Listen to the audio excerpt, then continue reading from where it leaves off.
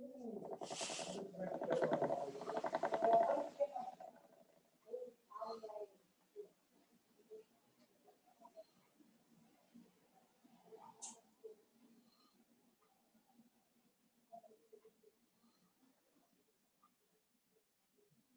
from the others, but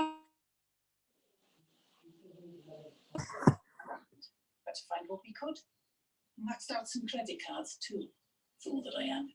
Still, it's nothing that another 30 years sitting behind the till won't pay off. That'll help. Oh, okay, Snippy.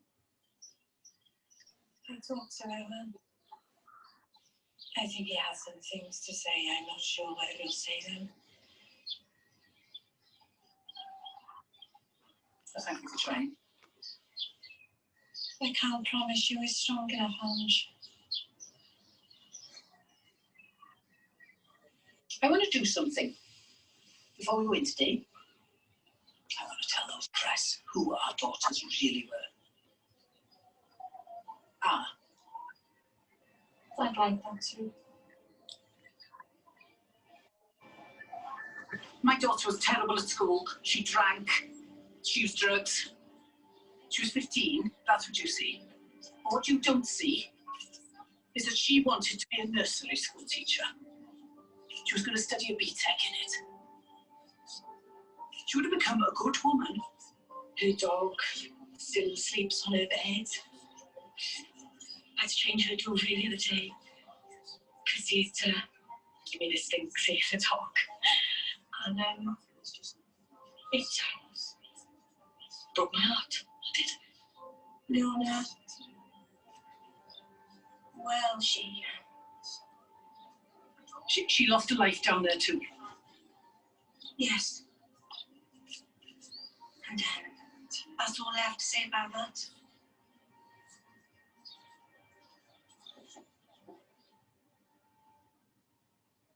Can you confirm your name for the court?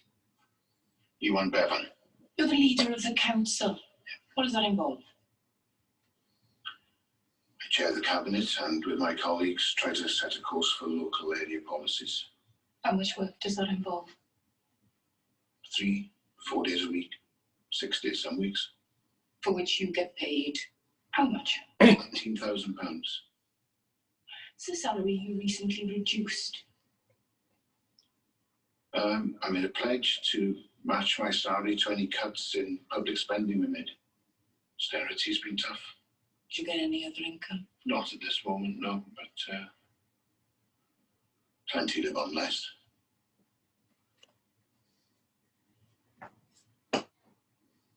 And there's those people. Trying to help those people. Trying to get them. They live in a city their entire life. Are seriously happy. So the first thing that I think we need to do to make the next generation feel more joy is that we need to have experiences with them that don't cost a lot of money. When we think about what we can give our children, they so much more appreciate an experience than they do an object. And if we have these joyful experiences with them that don't cost a lot, whether it's taking a picnic down to the beach for dinner instead of having dinner at the regular dining room table, or what we do here at Carmel. So in year 8, we have a cake to cake where everybody puts on a backpack, collects a tent, and goes for a 3-day walk in the wilderness. It costs us after, and it's the best experience that the students have. So I think the first thing is ditch the materialism and show them how we can be happy with less. The second way that we can build joy in our children comes from the timing of Sukkot. Now, Sukkot happens 5 days after Yom Kippur. What Yom Kippur gives us is forgiveness. Yom Kippur gives us a clean slate. Baggage weighs you down. Now, our kids are going to mess up, guaranteed. But we need to let them wear their failures, cop the consequences, but then get a clean slate and be able to move on. And that's what Yom Kippur is all about. On Yom Kippur, we conflict, we admit our wrongs, but we do it in a safe space. We do it in a safe space that is among our peers, among our community, among our friends. And then we enter a new year with the capacity to be filled with positivity. So we need to teach our children not to hold grudges. We then, and we need to teach them how to give themselves and others forgiveness and that clean slate. And then they'll be able to move forward into adulthood with a life skip in their step. The third thing we can learn from Sukkot in terms of building joy in our children is that Sukkot is a time where the harvest is finished. The harvest is finished, the farmers are kicking back and saying, we did it. But the happiness that the farmers would have felt on Sukkot has come from a whole lot of hard work. It's been, lots of sleepless nights and getting up at the crack of dawn and going to bed at midnight and, sweating the days when they didn't think the rain would come and working out how they're going to troubleshoot a whole lot of things. It is that stress, I will say stress that they have gone through that actually allows them to be joyful at the end. Now, some parents today want to be lawnmower parents. That means they want to smooth the grass perfectly clearly, avoid any gum nuts so that their children can never trip over anything. They want to take all the stress out of their children's lives. I don't think that's wise. Our children need to go through, of course not terrible clinical stress that psychologists need to deal with. I'm just talking about the stress of everyday life. They need to go through that hard work. They need to feel some resistance or stress as they go about achieving their goals. And then when they do achieve those goals, the joy they will feel will be so much more. So now I remember, going through my university degree. During the time, it was majorly stressful. I had working full time and I had little children, and going through all that work was not fun at all. But the joy that I felt when I actually achieved that was all the more sweet because of all the hard work that I had put in before. So we've gone through three things that Sukkot can teach us about how we can build joy in our children. And I wanted to take a minute to differentiate between happiness and joy. I think the title that Moishi gave me had happiness for the next generation, but I think we need to tweak that and talk about joy. So there's a writer in the New York Times called David Brooks, and he's written many books. One of them is The Road to Character. I'm looking for it on my shelf. I've been sent to somebody.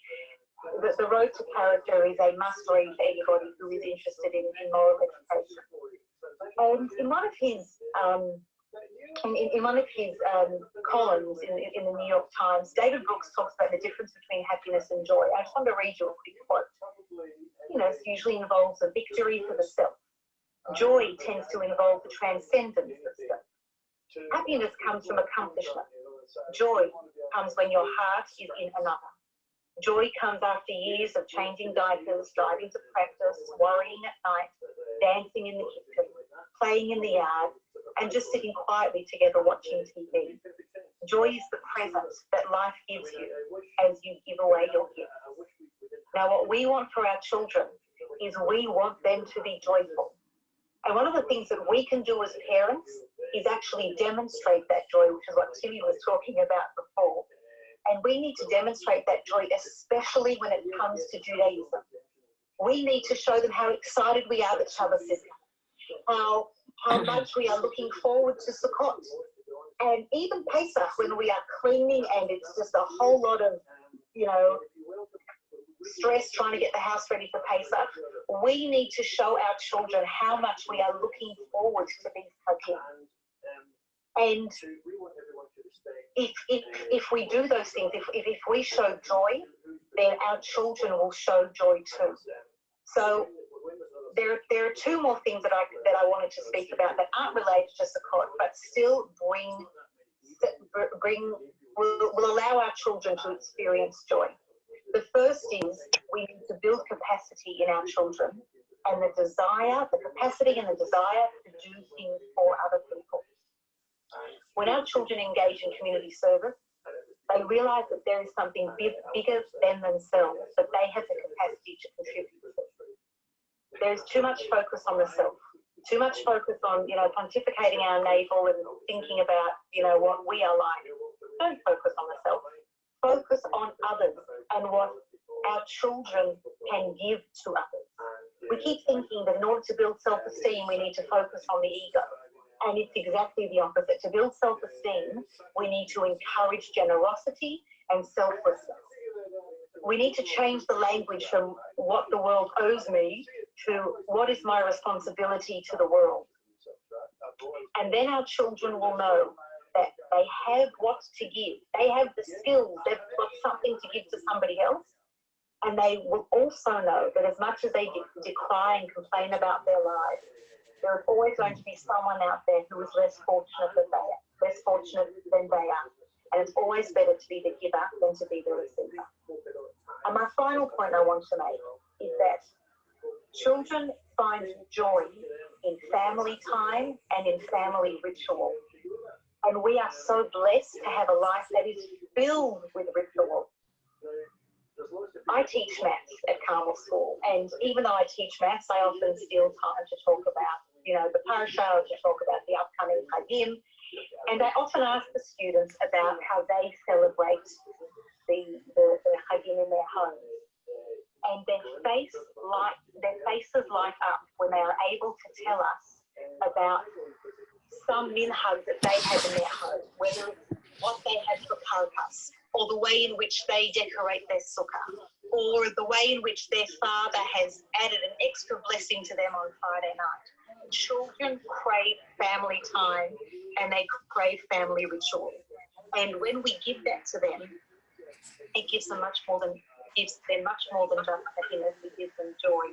And it gives them rootedness, it gives them meaning and purpose. And if we can do that for our children, then we've really got it made. Chag Sameach and Shabbat Shalom.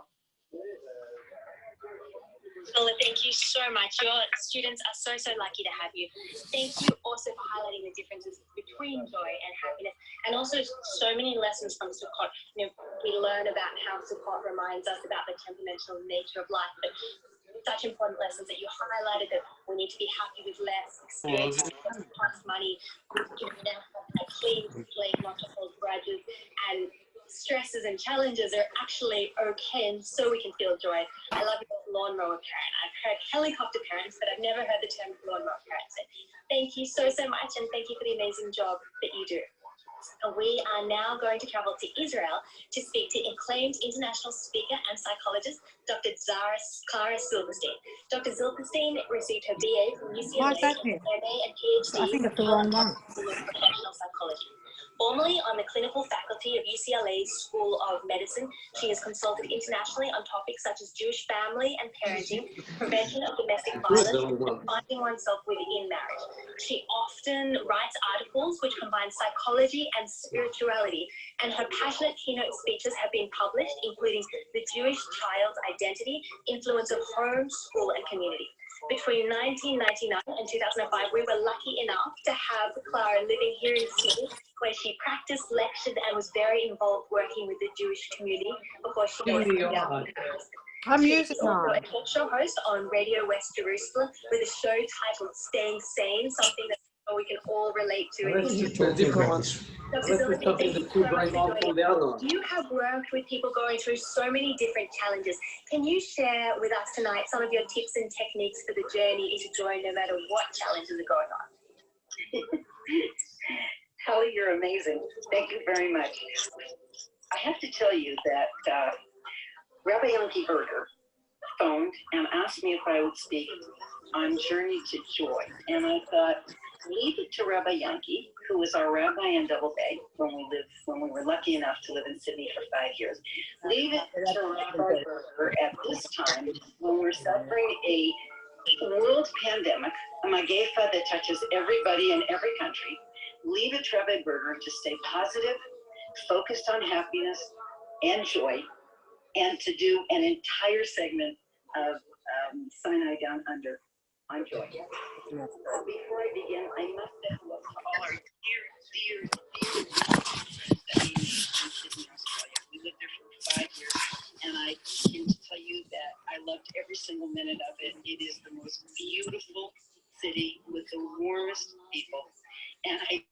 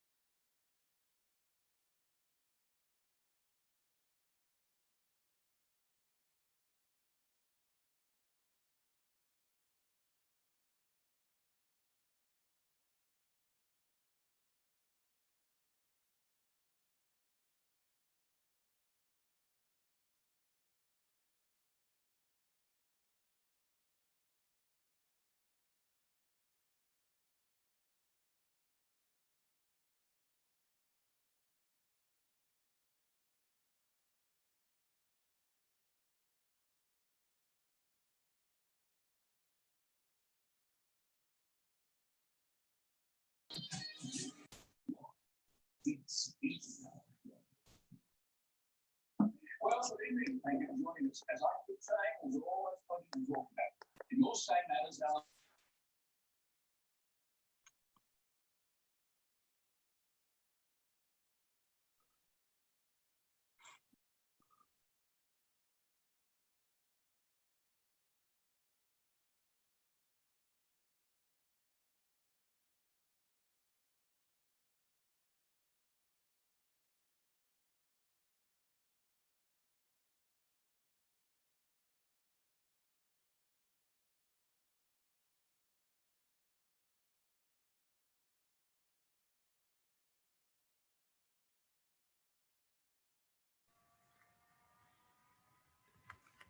Good evening, everybody.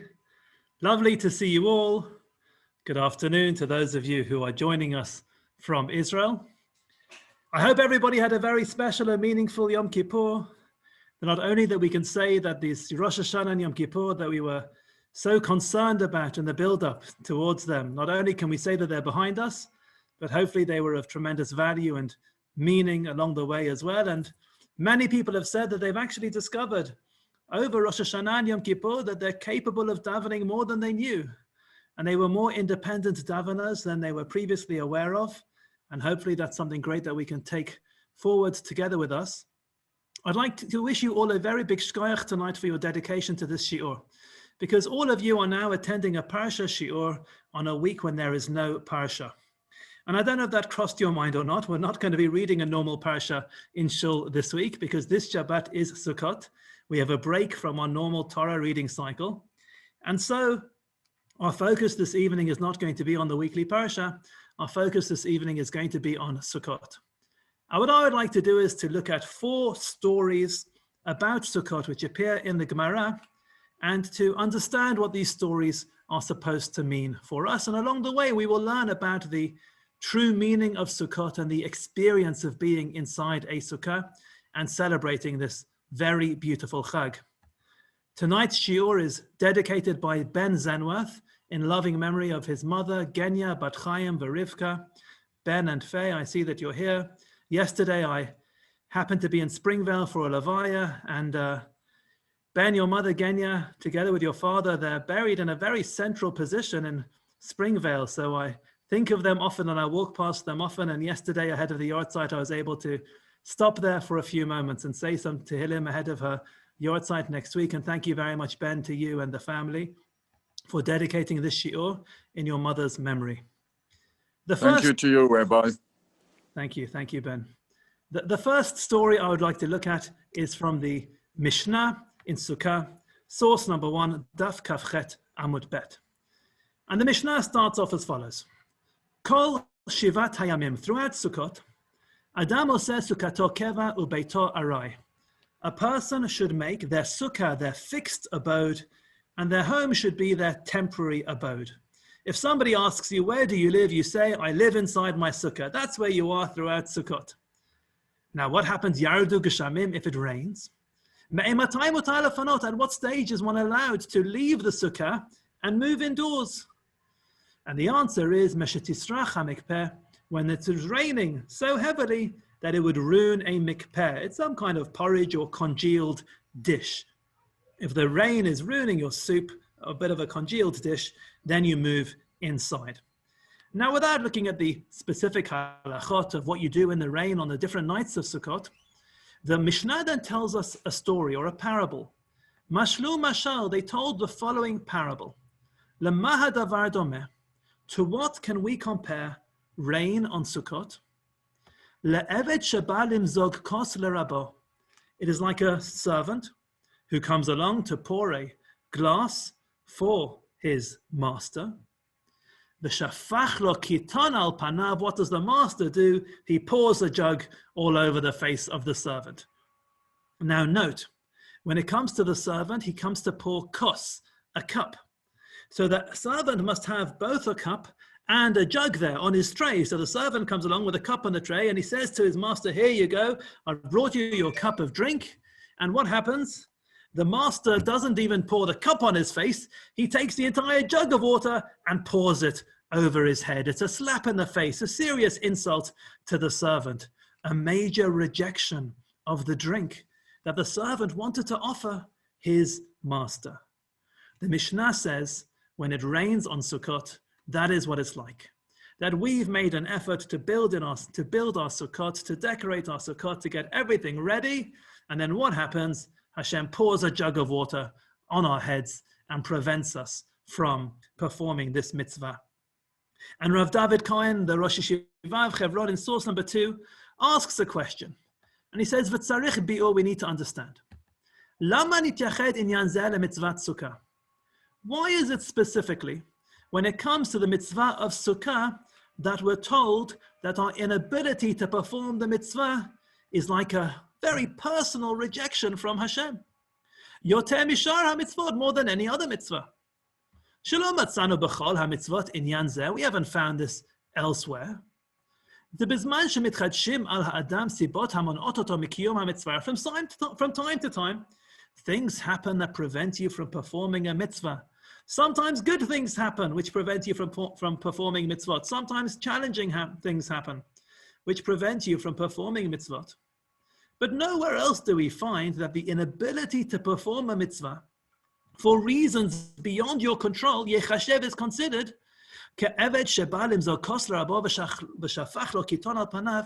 like a servant who's offering a cup to his master and he pours a jug on his face. Why is Sukkot so personal? Why is it specifically on Sukkot that we say that when it rains on Sukkot, it is a personal message of rejection from Hashem? And he goes on to explain. We can explain based on the Zohar. What does it mean when we're sitting in the Sukkah? What is the experience of the Sukkah? When one is sitting in the Sukkah, it is all about Yeshiva B'tzila D'Me'amnuta. It is about sitting in the shadow of faith. V'hainu, which means Shebishivat Sukkah Yoshev Adam Yisrael B'tzel Kanfei HaShechina. When we're sitting in the Sukkah, the Jewish person is sitting in the shadow of the wings of the Shechina. That is the experience of being inside a Sukkah. It is about being surrounded by Hashem, surrounded by a mitzvah. It is basking with Hashem in this beautiful mitzvah, taking shelter with Hashem in his Sukkah. And so, Sukkot is all about spending an intimate encounter together with HaKadosh Baruch Hu, almost enveloped inside a mitzvah. And therefore, מבואר לפי זה, המשמעות של מצוות סוכה היא שמתחדשת בכל שנה במצוות הסוכה, ההרעה שזכו לה ישראל ביציאת מצרים. When we left Mitzrayim, we received a special ha'ara, a special light coming out from Hashem, a special blessing from Hashem. Every year that's renewed on Sukkot. Because then when we left Mitzrayim, שישבו בצלם של ענני הכבוד, because we sat in the shade of the clouds of glory. And so, What is the Mishnah telling us with this story of the servant and the master? The message is a clear message. It is coming up to teach us what does it mean when we're sitting in the sukkah. When we're sitting in the sukkah, we are sitting in the presence of Hashem, surrounded by Hashem. That is what the experience is supposed to mean for us. Now, Ilana has commented that in the other hemisphere, it might be slightly different to the way things are in this hemisphere. Or even within the hemispheres, there are different countries with different weather patterns. But nevertheless, if we are, let's say we're completely rained out for the whole of Sukkot, you can turn around to Hashem and say, what's going on here? We tried so hard within the restrictions and keeping the law to get our schach and to build our Sukkot and to do everything that we're supposed to do, and you didn't even let us have a meal in the Sukkah. The inability, wherever you're living, if you're unable to perform the mitzvah of sitting in your Sukkah, the Mishnah says that that is a message from Hashem. Let's move on to a different story. This is the story of a different type of sukkah, which was built by Shammai, also from the Gemara in Sukkah. Source number 3. One second, I'm just going to disable annotation. Great. Source number 3. Nashim va'avadim uktanim p'torim in the sukkah. In the first stage, we are told in this Mishnah that women and servants and children are exempt from dwelling in a sukkah. Now, at the next stage of the Mishnah, Katan she'enot tzarich li'imo, if there's a child who's no longer dependent on their mother, chayav b'sukkah, that child should be inside a sukkah. So it appears, based on this, that a child who's not yet independent does not have to be in a sukkah. Now we have our second story. Ma'aseh, once upon a time. V'yalda karato shel Shammai hazaken, the daughter-in-law of Shammai gave birth. This is the famous Shammai of Hillel and Shammai. So Shammai had a grandchild born just before Sukkot. What did Shammai do? What he did was he removed some of the roofing above the cot of that child, and he put schach on top. So picture the scene. This morning was the Brit Milah of Shaul Lam and Netanel Lam, the two Lam boys born to Aliza and Rafi Lam. And picture the scene. Dr. Danny Lam, the father-in-law, comes along and he says, sorry, Aliza, I've just got something I need to do. And he knocks through the roof, makes a hole in the roof of the house above the bedroom of these twin little baby boys, and puts schach on top. This is what Shammai did in the Mishnah, and it's recorded in the Mishnah, which means this wasn't just an eccentric act. There is some value. There's a reason why we're being told that Shammai did this. And our Rishonim try to work out in our Achronim what is going on there.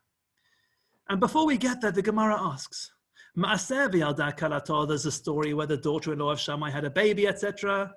Ma'aseh listor. Is the Mishnah bringing us a contradictory story? The Mishnah says young babies don't have to be in a sukkah. That was the first part of the Mishnah. And then it tells us a story that Shammai put schach on top of the bed of a young baby. That's a contradiction. And the Gemara says, no. Chasure mechsera v'hachi ketani. It was a short form. The story is a bit longer than that. This is the full version of what happened. The Mishnah is supposed to say, strictly speaking, a young child that young has no reason to be in a sukkah. However, the Shammai machmir, Shammai is strict. And there's a story about this. And she gave birth, etc. And he put the schach on top of the roof, having removed some of the roofing. And we need to ask, what is going on here?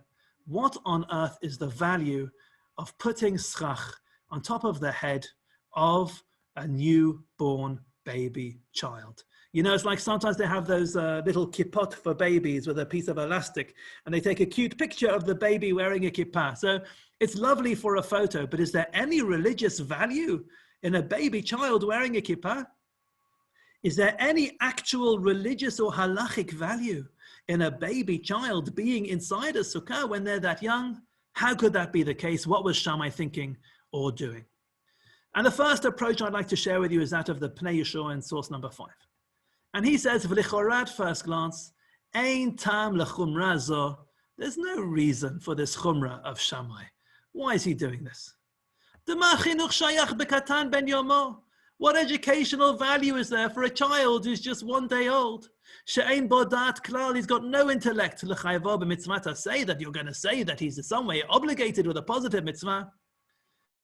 And so the Pnei Yehoshua says,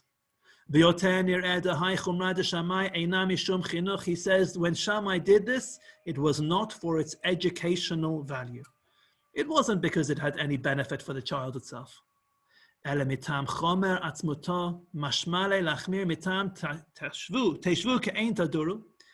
was because of the fact that Shammai was strict when it came to the concept of dwelling inside of the sukkah the way we normally dwell at home. So I identify with this explanation of the Pnei Yehoshua. What is the normal way for me to dwell at home? If I sit down in my lounge and I put my feet up, it means one thing. It means the climbing frame has arrived. It means it's time for the children to jump on me. For some reason, my feet up means it's not a time for me to relax, it's a time for me to be jumped on. My normal way of sitting at home is with children jumping on top of me, which means that if I'm going to emulate this, then when I'm in the sukkah, I need children jumping on top of me in the sukkah because that is part of normal life. The way that Pnei Yehoshua is explaining this is, why did Shammai think it was important for a young child to be in a sukkah? Because that's the way you live at home. You have young children with you at home, so you also have young children with you in the sukkah. Now, the Pnei Yehoshua is familiar with the following question. Women don't have to be in the sukkah, and women are at home. It's part of life. So why don't you say that just as when you're at home, the female members of your family are at home, then it's also important for the female members of your family to also be in the sukkah. He says, Masha ein kain ba'isha, this doesn't apply to women. Lo shayach hachmil taklal, you can't say this at all. Afilu lechumra ba'alma, you can't even say that there's a nice stringency, that women should also be part of your sukkah experience. Why? First of all, technically, midelo sichech bishvil kalato. He didn't put sukkah, he didn't put schach above his daughter-in-law's bed. He didn't interfere that much. You know, grandparents, my father-in-law's joining us for the shiur. Hi, Charles. Grandparents' intervention are always very, very welcome. But if you did decide to knock through the roof above my bed and put schach on top, it would be rather interesting. So grandparents, when dealing with their children-in-laws, there are usually some boundaries. But the Pnei Yehoshua says, from the fact that Shammai didn't do it over his daughter-in-law's bed, means, Hainu Mishum, it's because women aren't obligated to be in the sukkah. Now, why would it be a tiny baby, yes, and women, no? Pnei Yehoshua says, Ha'isha ein reshut acherim aleha. Other people cannot control or should not control what a woman does. She is her own person. She is not an accessory of my life, or something where I could say, I have to be in the sukkah and therefore the females in my house have to be in my sukkah as well. No, they are independent human beings who have their own relationship with Hashem and their own world of Torah and mitzvot.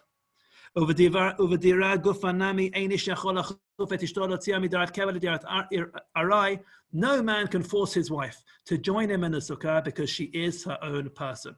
So when it comes to a young child, you could say that's part of the normal experience. Young children have to join me outside. But my wife is not an accessory for my performance of mitzvot. She is her own individual. I need to respect her individuality. And therefore, this doesn't apply to women. So how does the Pnei Yehoshua understand Shammai knocking through the roof for his grandchild? He says this has got nothing to do with the education of the child. It is simply emulating home life when you move into the sukkah. Rav Soloveitchik in source number 6 takes a different approach. And he asks as follows, V'tzarech iyun, we need to know.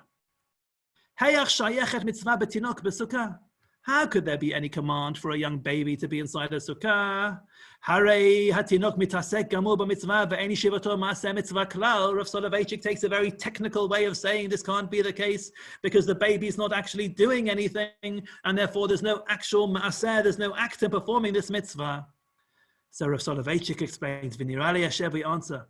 Al pi ma shematzinu beRamban ala Torah, we can explain it based on Nachmanides. Because we see in the Torah, Shtei deot b'nogeh le'mitzvat hakel le'tinokot. There are two views regarding whether young babies were actually brought to be part of Hakel. Im meviim et hatinokot yonkei shadayim, or rak et eila shegiu lechinuch. Do nursing babies come to Hakel? Or when it says that all the children have to come, it's only the children who are of educational age. He says, Din the Beit Shammai nitan lashvot l'shita soveret shemeviim gam et hatinokot yonkei shadayim lehakel. When Beit Shammai said you should bring young babies into the sukkah, he was saying it like those who say you bring young babies to the mitzvah of Hakel when all of Am Yisrael would come together. Why was that the case? HaMitzvah hi shel ha-mevi'im, liten schar le-mevi'ehem. The focus isn't on the child, but to bring reward to those who bring the children. V'lo shel hatinokot atzmam, it's not about the baby.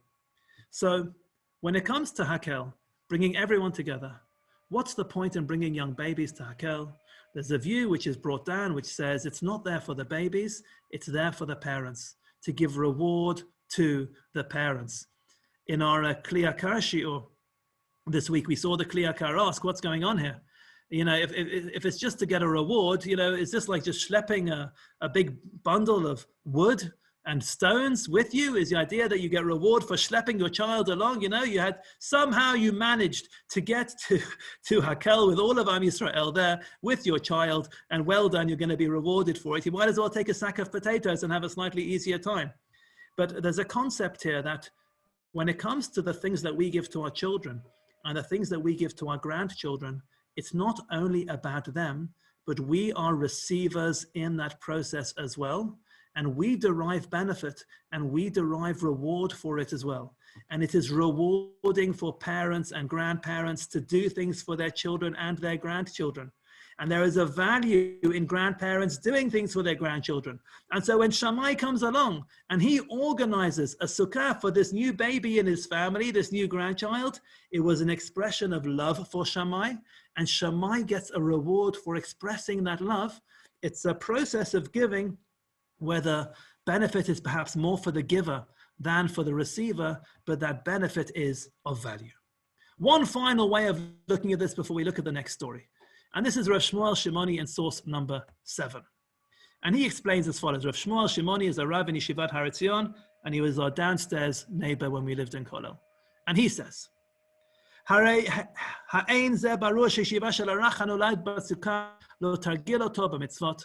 when it comes to young children, it makes sense. You want them to get used to doing mitzvot. There's a value of young children being in a sukkah, having that experience, loving the mitzvot, training them for later life.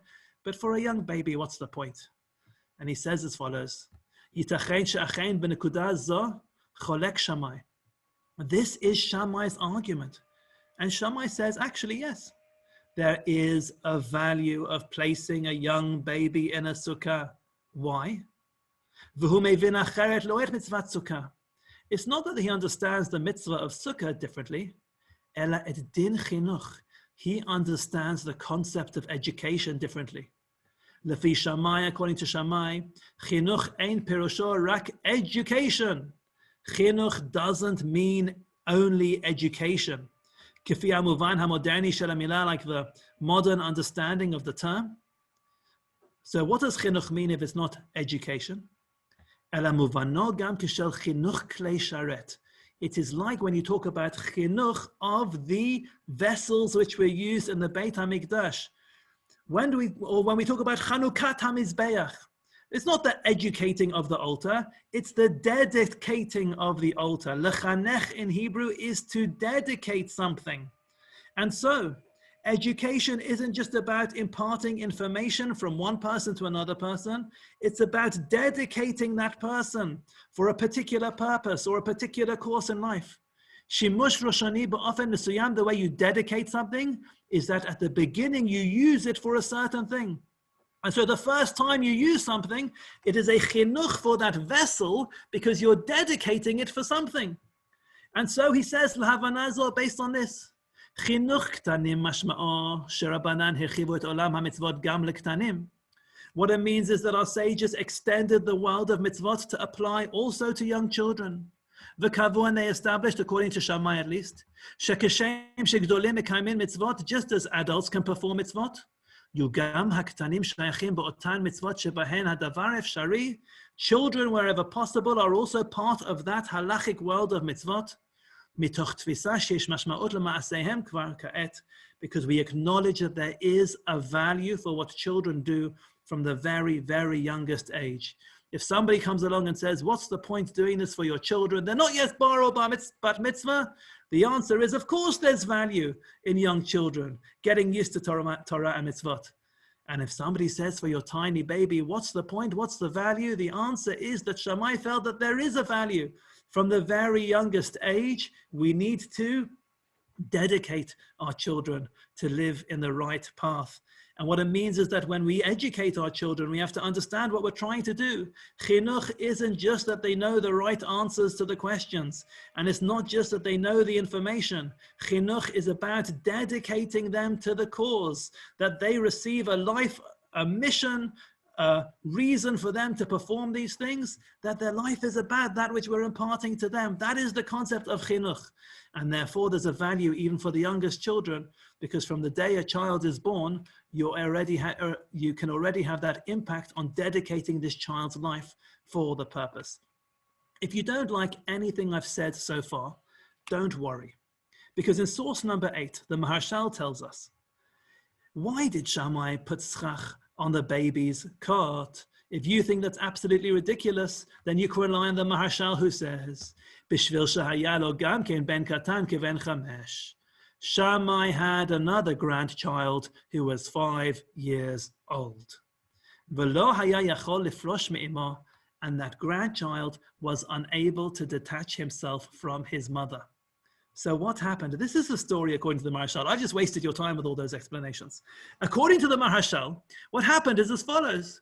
Shammai has a 5-year-old grandson, and there is a value in a 5-year-old spending time in a sukkah and a need for that child to get used to the mitzvah. But there's a problem. This poor 5-year-old, his mother's just given birth. The mother has a new baby, a new love in her life, and the 5-year-old is finding it difficult to detach himself from the mother. What does Grandpa Shammai do? Shammai comes along and he builds a sukkah above the bedroom of the 5-year-old. It wasn't about the baby, it was all about the 5-year-old, and that's what happened. If this is true, it's an amazing psychological insight into the dynamic of the grandchildren of Shammai Hazaken and what was going on in that family, which is a very normal and natural thing to do, and it completely changes this story. And the Rashash comments and he says, in source number 9, HaPnei Yeshua Tama, the Pnei Yeshua who we saw before asked, what's the value of educating a baby who's only 1 day old? But he says, he didn't see what's in source 8. Because the Rashash believes that if the Pnei Yeshua knows what all of you now know, what we all now know, that there was a 5-year-old, there was this child who wouldn't move from her at all, and the schach was for the 5-year-old, it makes sense. And the Rashash also points out, it makes sense. Nowhere does it say that the grandchild was a male. Maybe the grandchild was a female. And in which case, because a woman doesn't have to spend time in a sukkah, Shammai would have gone to those lengths. But the truth is that the gender of the grandchild is irrelevant because we're not interested in the grandchild. The fascinating value of the grandchild being born is because now the 5-year-old wouldn't leave his mother alone, and therefore he put schach over the 5-year-old. That was story number 2. Let's move on now to story number 3 about eating snacks on Sukkot. The Mishnah in source number 10 tells us, Ochlin v'shotin arai chutz lasukkah. You're allowed to have a snack outside of the sukkah. That's what the Mishnah says. If you're going to sit down, you'll have a mezonot, you'll have a proper meal, you'll make hamotzi, that you do in the sukkah. But you can have a snack outside the sukkah. Following Mishnah, source number 11 is the story. Ma'aseh, once upon a time. V'hevi'eh lo l'Rebbe Yochanan ben Zakkai litomet et havshil. The servants, or whoever it was, brought along this cooked dish for Rabban Yochanan ben Zakkai to taste. Rabban Gamliel shtei kotavot. They brought Rabban Gamliel 2 dates. V'dli shel mayim, and a jug of water. Va'amru, what did Rabbi Yochanan ben Zakkai and Rabbi Gamliel say? He'elum la sukkah, thank you very much, take them up to the sukkah, we'll eat them in the sukkah. Now, you could say that this tafshil for Rabbi Yochanan ben Zakkai was just lit'om et tafshil. It was just to have a little taste of it. It wasn't a meal.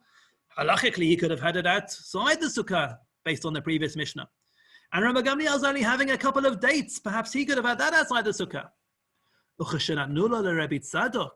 When they gave the same things to Rabbi Tzadok, ochel pachot mekebeitzah, he ate less than a beitzah, which is a halachic measurement. V'natlo b'mapah, he put it inside a kerchief. V'achlo chutz lasukkah, he ate it outside the sukkah. V'lo birech acharav, and he didn't make a bracha achrona afterwards. Now, if we ignore for this evening the laws of brachot and the halachot in that regard, what happened was they brought a snack to Rabbi Yochanan ben Zakkai outside the sukkah, and he says, I'm only going to eat it in the sukkah. They brought it to Rabbi Gamliel, and he said, I'm only going to eat my snack inside the sukkah. Rabbi Tzadok, however, was happy to eat these things outside the sukkah. Now, I don't know if any of you have noticed the names in the Mishnah, which we just read, and you might remember that these three sages were the stars of the Shabbat Shuvah Drasha, which I gave last week. Rabbi Yochanan ben Zakkai was the guy who pretended to be dead and went to have his negotiation with Vespasian. He's the one who made the three requests. And request number one is, could I please have Yavna? Request number two, save Rabban Gamliel. So Rabban Gamliel's also in this Mishnah and his family. And request number three was send doctors to save Rabbi Tzadok. And Rabbi Tzadok's also in the Mishnah. So it's the same three characters who are now having snacks outside the sukkah. It's the sequel. It's the continuation of the Shabbat Shuvah Drasha when they're all having their snacks on Sukkot. But what's the point of this story? Because the Gemara is concerned about this story. And there we see in source number 12, no, it's the continuation of source 11 at the top of page 3. The Gemara asks, Ma'aseh listar, the same question we had in a different context before. Have you come to contradict what's going on here? The Mishnah said explicitly, you're allowed to have a snack outside a sukkah. And then what does the next Mishnah have? They brought a snack to Rabbi Yochanan ben Zakkai and he wouldn't eat it. They brought a snack to Rabban Gamliel and he wouldn't eat it. Why is the Mishnah bringing contradictory stories? And the Gemara says, no. Chasarei mechzera v'hachiktani. Something was missing, and this is the full version of what should have appeared.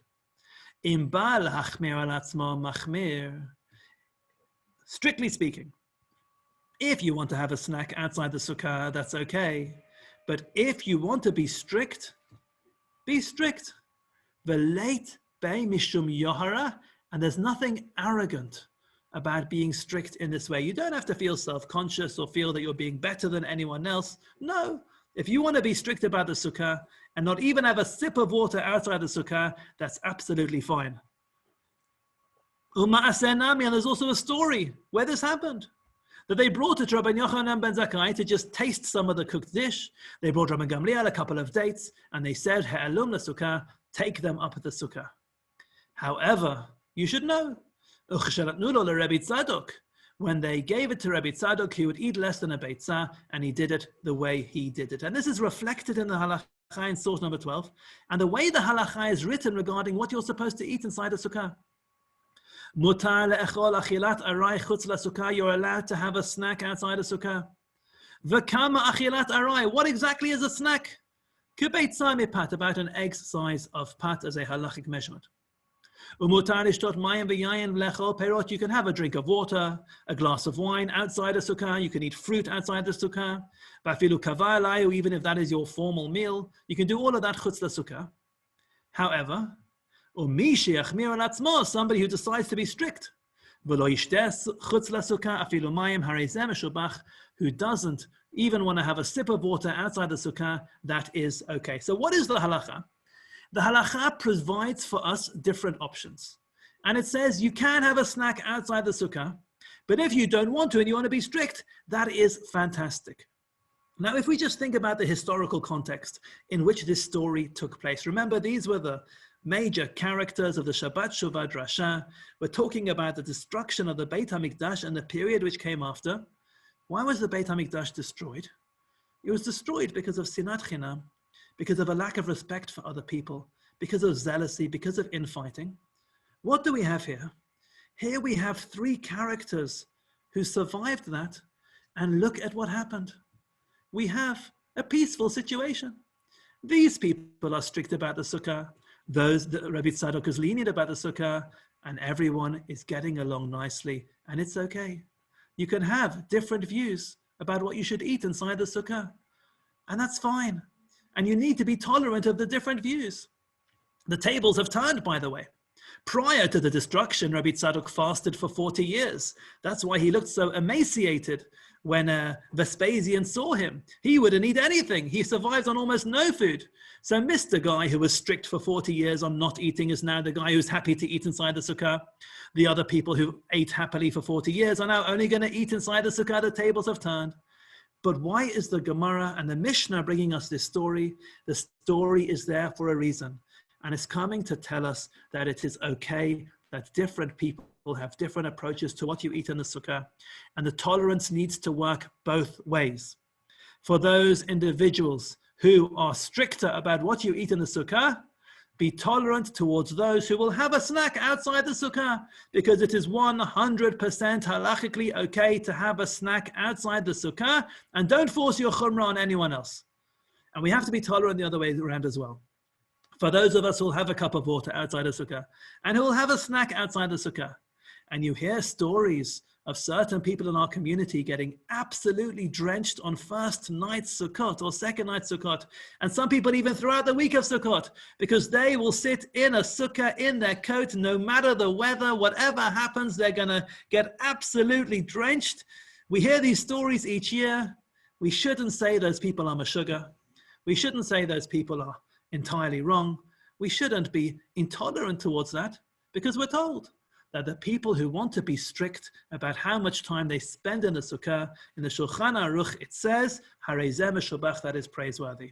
And therefore the point of this story is that within the halacha, there are different options, and we can all relax a little bit when it comes to the observance of Sukkot.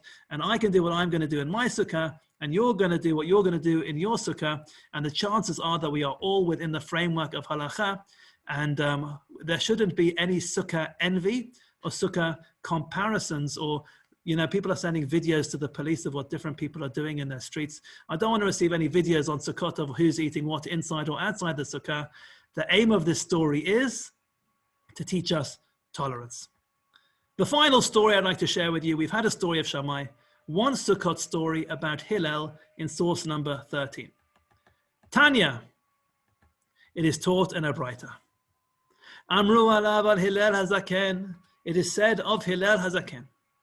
Kishaya sameach b'simchat Beit HaShoeva, in the Simchas Beit HaShoeva, which was the fantastic Sukkah celebration in Yerushalayim. If you haven't attended a Simchat Beit HaShoeva, you've never been to a party in your life. And at this party, what would Hillel say? He would say as follows: Im ani kan, hakol kan. If I am here, everyone is here. V'im eini kan, mi kan. But if I'm not here, who's here? Now it sounds like somewhat of an arrogant statement for Hillel to make. Hillel's there at the party, a major celebration, so many people there, many great sages, and Hillel says, it's all right, I'm here, the party can start now. Or if I'm here, everyone's here. And if I'm not here, well, what's the point? What was Hillel trying to say in this story? And we know that Hillel certainly was not an arrogant or self-centered individual. Like in the Gemara in source number 14, where it tells us, Tanu Rabbanan, our rabbis taught, Le'olam yehei adam an v'natan ki Hillel, a person should always be a modest individual like Hillel. V'al yehei kapdan ki Shammai, don't be so particular like Shammai. Hillel was a humble and modest individual. One of his teachings in Mishnah and Avot, source number 15, who would say, Imeina nili mili, if I'm not for myself, who will be for me? And Hillel taught, if I am only for myself, what am I? Hillel fought against selfishness and self-centeredness. If not now, when? So what was Hillel saying? If he says, if I am here, everyone's here, and if I'm not here, who is here? Rashi explains that Hillel was talking not on his own behalf, but on behalf of Hashem. And he was giving a warning to people at their time of celebration. And he says in source number 16, Im ani kan hakol kan, if I'm here, everyone's here. Doresh hayala rabim, he was giving a drasha to everyone and he was telling them, Shelo yechta'u bishmo shel HaKadosh Baruch Hu, don't sin in the name of Hashem. Im ani kan, if I, Hashem, am here, hakol kan, then you're all here. This is all justified. As long as I, Hashem, desire this house, the Beit HaMikdash, my Shekhinah is here, then it's a good place to be. It's got glory. Everyone can come. But if you should sin, and I'll remove my Shekhinah, who can come here? That's what it says in the Tosefta. According to Rashi, Hillel came along to the greatest party ever. We're told if you haven't been to this party, you've never been to a party in your life. And the sounds and the music of this party could be seen all over. And the Gemara tells us about the great acts. It was like a Beit HaMikdash has got talent extraordinaire. All the rabbis and sages doing all their special talents and things. Hillel turned up to this atmosphere of partying and joy and revelry. And he was concerned that in the name of Simcha, in the name of joy, or in the name of Hashem, in the name of people celebrating, they'll end up doing bad things and breaking boundaries. And therefore he felt a need to just relax people and set a tone. He says, remember why we are here. What's a Beit HaMikdash without Hashem? If Hashem is here, we can all be here.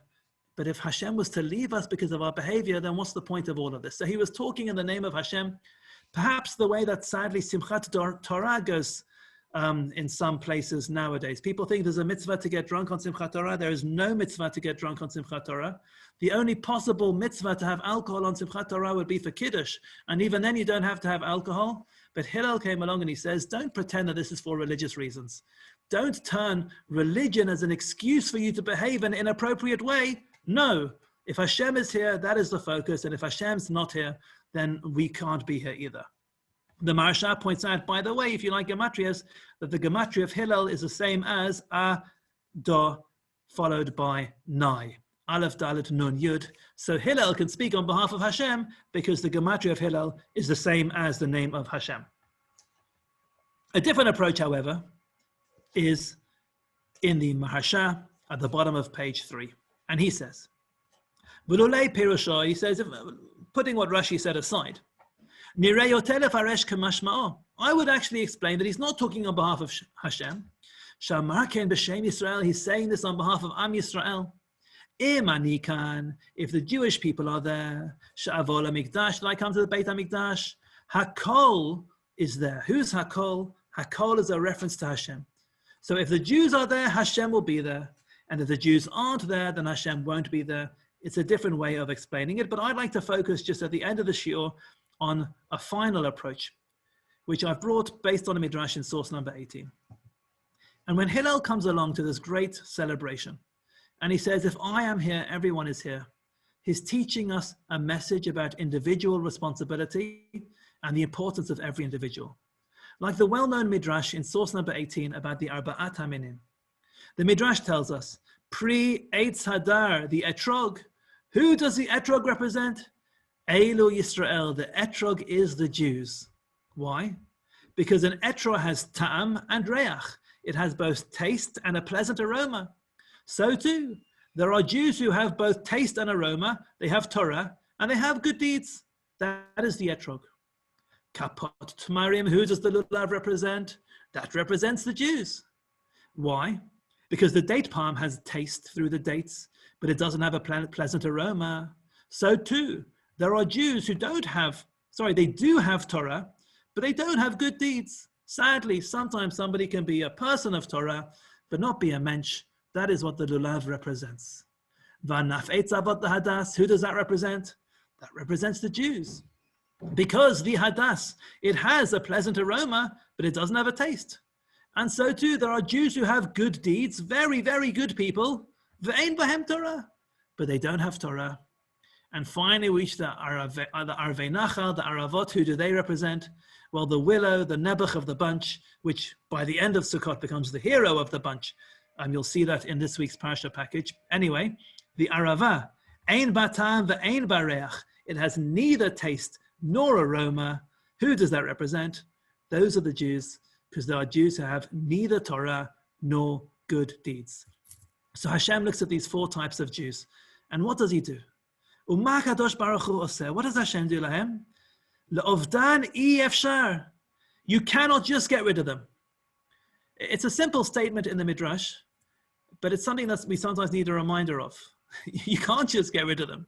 You know, sometimes you think, I'll ignore a certain part of the Jewish people, or that group, let's get rid of them, or they're not going to be part of our consciousness. You can't do that. If there are Jews who have Torah and they don't have good deeds, they're still part of us. And if there are Jews who have good deeds and they don't have Torah, they're still part of us. And if there are Jews who have neither, they're still part of us. You can't just get rid of them. So what do? Hashem says, you know what? Yuksharu kulam aguda achat. I'm going to make a nice bouquet with all of them together. And they will atone for each other. They're going to balance each other out. And if this is what you're able to do with your arba'at haminim, at that time, I am elevated. The concept of the arba'at haminim is every type of Jew coming together. And the arba'at haminim have to be taken together. You can't take them separately. You have to bring them together. And when they come together, not only do they each receive value, but they are also able to give extra value to the others around them. You cannot do it without each other. We are in this together. And perhaps that's what Hillel meant. When he came along to the party and he said, if I am here, everyone is here. Because that is the approach that every single individual needs to take. Because if we're not there, something is missing. We all have to be in this together. And it's the approach we have to take to other people as well. If there's anyone who is missing, we are not fully here. Something is missing here as well. Every single individual is important. And that was the point of Hillel's message. So we've had a number of stories tonight from the Mishnah and the Gemara in Sukkah on the topic of Sukkot. And hopefully we're now able to enter Sukkot with a deeper understanding of what we're doing. When we're taking the Arba'at HaMinim, we are bringing together with Achdut the whole of Am Yisrael, and it has to be done together. Without all being in this together, none of us are able to perform the mitzvah. When we sit inside the Sukkah, we are surrounded by Hashem. There's an important role for grandparents in the education of our children, and even children from the very youngest age. It's important for us to already bring them into the atmosphere of Torah and mitzvot, and to dedicate them to a life of Torah. The stories of the Gemara are not just there to be stories, but to teach us important messages as well. I wish you all a Chag Sameach. To those of you who I will see over Chag Sameach, and to those of you who I don't, I look forward to seeing you soon. Chag Sameach, everyone. Well done. Chag Sameach. Well done to you and the family.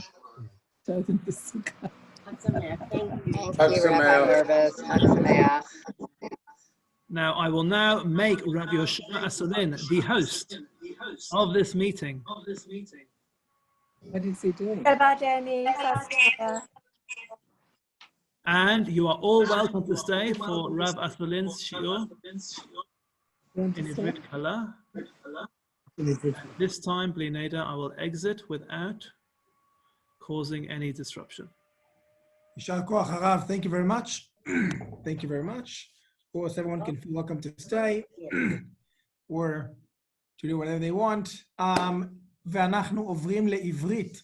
שלום לכולם, ערב טוב, בעזרת השם עוד מעט חג סוכות מגיע, והייתי רוצה לחלוק איתכם הערב רעיון שאני חושב שהוא רעיון חשוב מאוד. אני חושב שזה רעיון מהפכני, בעברית מהפכני, הכוונה היא revolutionary, זה משהו ממש, it blew my mind when I first hopped it. כשפעם ראשונה נתקלתי בדבר הזה, זה ממש היה בעיניי דבר גדול, דבר חידוש, למרות שכאשר חושבים על זה, אתם יכולים להגיד, זה לא כל כך חידוש, זה לא כל כך הפתעה, אבל אני חושב שמצד אחד זה פשוט מאוד, אבל מצד אחד יש כאן חידוש גדול. אז בואו נדבר קצת על סוכות. אני ברשותכם אשתף את המסך שלי. אני לא יודע, אפשר להתחיל את זה מכל כך הרבה כיוונים. מישהו בא אליי ואמר לי, יש כל מיני סרטונים, וידאו ביוטיוב, כל מיני דברים על הקורונה וכולי, ויש עכשיו איזשהו סרט כזה שמסביר שהקורונה is man-made, שהיה אנשים שבעצם engineer that virus. וזה כזה whole conspiracy video. אז הוא שאל אותי בן אדם, מה אתה אומר על זה? מה אתה אומר? באמת זה נכון? יכול להיות שבן אדם המציא את הקורונה וכל זה, והם טוענים שם שאחת המדינות המציאה את ה-HIV וכל מיני דברים, a lot of conspiracies. אז אני לא ראיתי את הוידאו, אבל אמרתי לו, מה זה משנה? כן? מה זה משנה? אבל עכשיו, אולי, כדי לקבל הבנה על בעצם איך מסתכלים על דברים כאלה, או על בכלל כמעט כל דבר שקורה לנו בחיים, אז בואו ניכנס קצת לסיפור של סוכות. אם הייתי שואל אתכם, יש לנו שני אנשים. אדם אחד, יהודי טוב, צדיק, ירא שמיים, שומר תורה ומצוות, עובד קשה למחייתו, עובד קשה כל יום בשביל להתפרנס, שיהיה לו לחם, שיהיה לו מה לאכול, שיוכל לפרנס את המשפחה שלו. עובד מאוד קשה. לפעמים יותר טוב, לפעמים פחות מצליח, אבל בסוף הוא חי. לעומת זאת, אדם אחר, האדם השני, הוא אדם צדיק, גם ירא שמיים, שומר תורה ומצוות, אבל הוא כל כך צדיק שהוא לא צריך לעבוד בשביל הפרנסה. הקדוש ברוך הוא בדרך נס מספק לו את הפרנסה שלו שהוא לא צריך לעבוד. אוקיי? אבל כל יום נוחת אצלו כמו נס, כמו מן ליד הדלת. מה אתם אומרים? מי מהאנשים האלה הוא יותר צדיק? והבן אדם השני הוא לומד תורה כל היום, והוא לא צריך לעבוד, בגלל שהוא מתפרנס על ידי נס, בדרך ניסית. מה אתם אומרים? מי מהם יותר צדיק? אני אשמח לשמוע כמה קולות בקבוצה. כתוב בתורה 6 ימים תעבודו. אוקיי, זה אומר כולם? אם הפרנסה באה אליו בתור נס, אז הוא חייב להיות יותר צדיק. לכאורה, אומר מי זה מי? אייב? אייב, נכון. אברהם? נעים מאוד. כן, אברהם יהושע הכהן מוצ'ניק. נעים מאוד. אז אומר לנו אייב בעצם, כן, אם הקדוש ברוך הוא עושה לו נס, אז כנראה שהוא הרבה יותר צדיק, הוא לא צריך להתאמץ, לא צריך לעבוד קשה. אנחנו לא זכאים לנס, אנחנו לא כל כך צדיקים שאנחנו יכולים לשבת וללמוד תורה כל היום, אז אנחנו צריכים לעבוד קשה, אבל הוא כזה צדיק, הוא יכול לשבת ורק לעבוד את השם. אבל אפשר להעריך את הנס אם לא עובדים. אומרת לנו, קטי, שאיך אפשר להעריך, את אומרת להעריך. כן. כן, אבל במקום להעריך, אני הייתי שואל אותך, מי יותר צדיק? מי במדרגה רוחנית גבוהה יותר?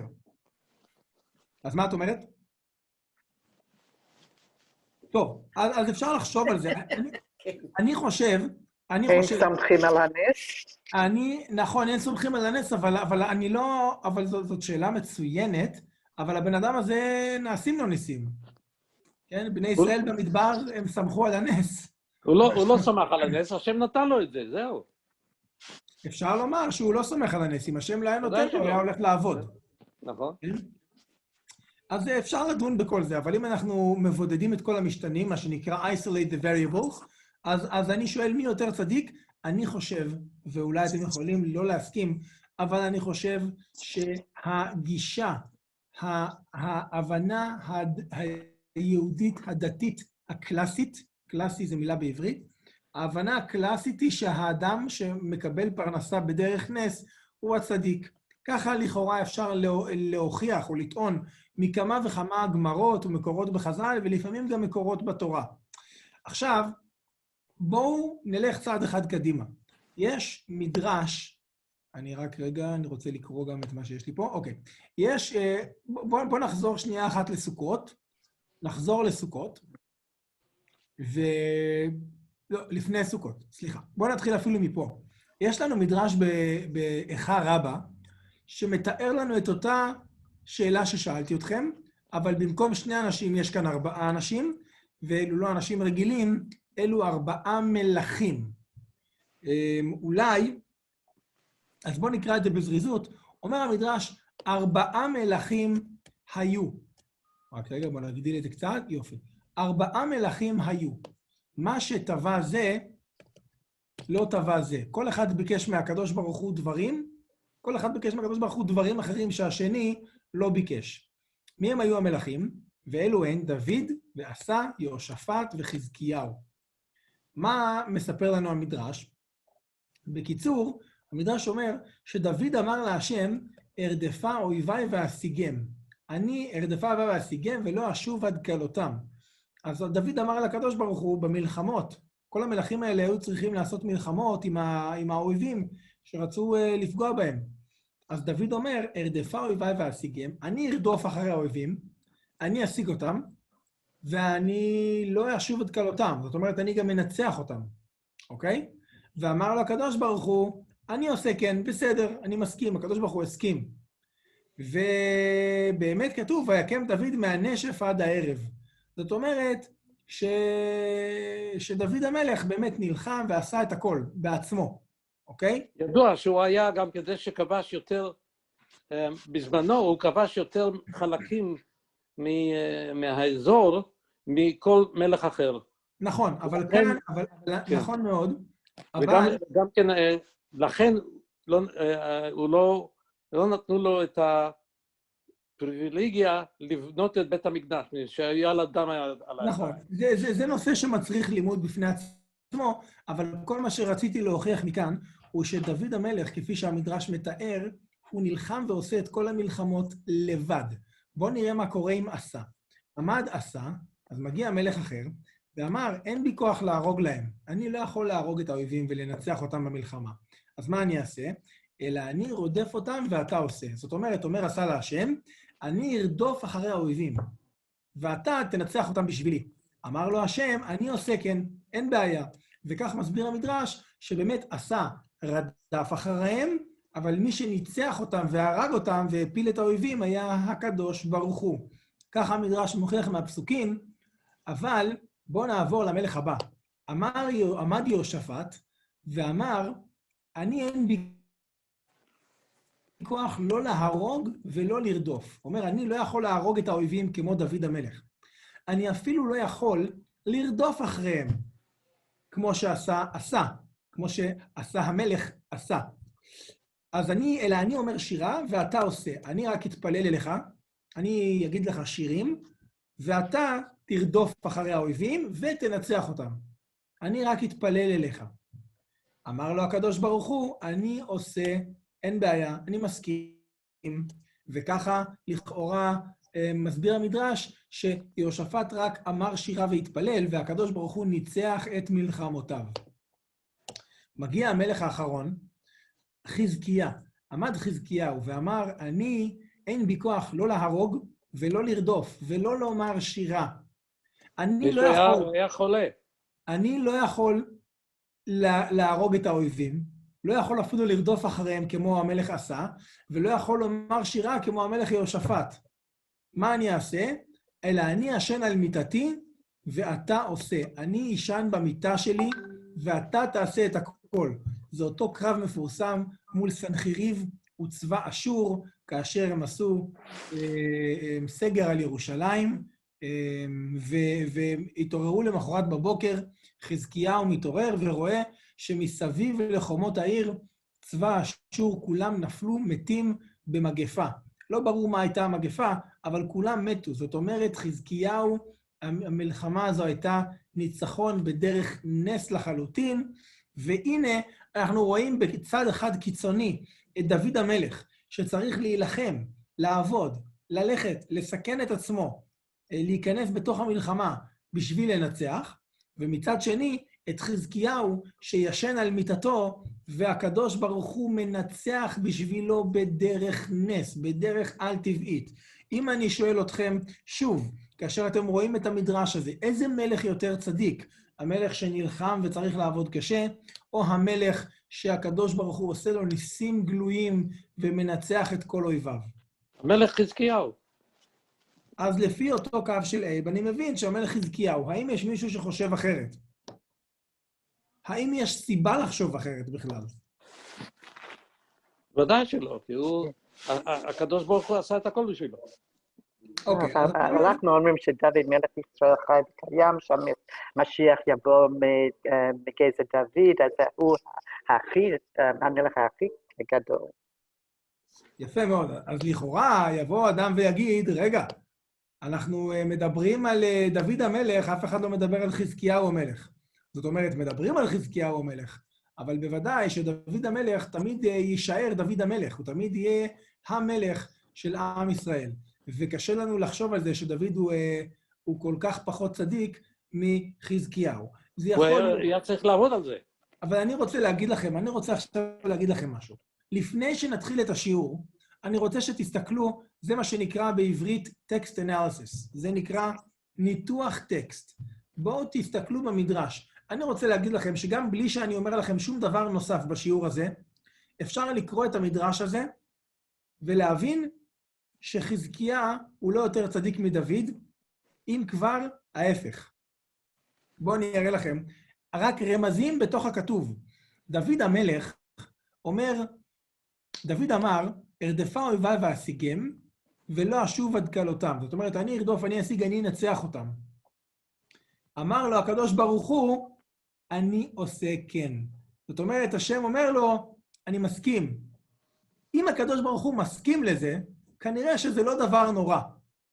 ותשימו לב שכל אחד מהמלכים הבאים אומר, מגיע עשה, עמד עשה ואמר, אין בי כוח. הוא אומר, אני לא יכול להרוג אותם כמו דוד, אז אתה תהרוג אותם בשבילי. אבל תראו את הביטוי הזה, אין בי כוח. הביטוי הזה אומר, זה ביטוי שהם בעצם מראה חולשה. אני חלש יותר מדוד, כן? המדרש מדבר על חולשה, גם אצל חזקיה, אין בי כוח. אפילו לומר שירה. זאת אומרת, המדרש מבטא כאן חולשה של המלך חזקיהו, ולא צדיקות. אבל הוא היה חולה, הוא היה בן אדם חולה.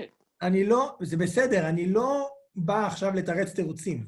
אני רק אומר שכאשר רואים את המדרש, חזקיה היה חולה, אבל מה עם המלכים האחרים?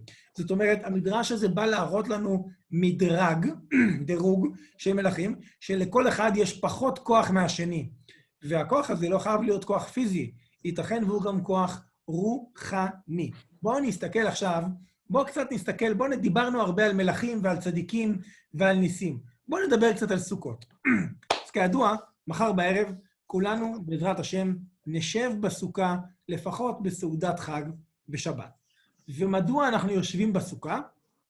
מה הסיבה? הסיבה אומרת לנו התורה, אנשים חושבים שזו סיבה שכתובה במשנה או במדרש או בספרי החסידות. כידוע, זה כתוב במפורש בתורה, בסוכות תשבו 7 ימים, ודאי זאת מצווה דאורייתא, כל האזרחים בישראל ישבו בסוכות, לא סתם זאת מצווה דאורייתא, זוהי מצווה שהטעם שלה נתפרש בתורה. מהו הטעם? למען ידעו דורותיכם, כי בסוכות הושבתי את בני ישראל, בהוציאו אותם מארץ מצרים, אני השם אלוקיכם. האם הרב מרוויס דיבר על הפסוק הזה? הוא אמר לבני ישראל, אני אושיב אתכם בסוכות. אני רק רוצה לשאול...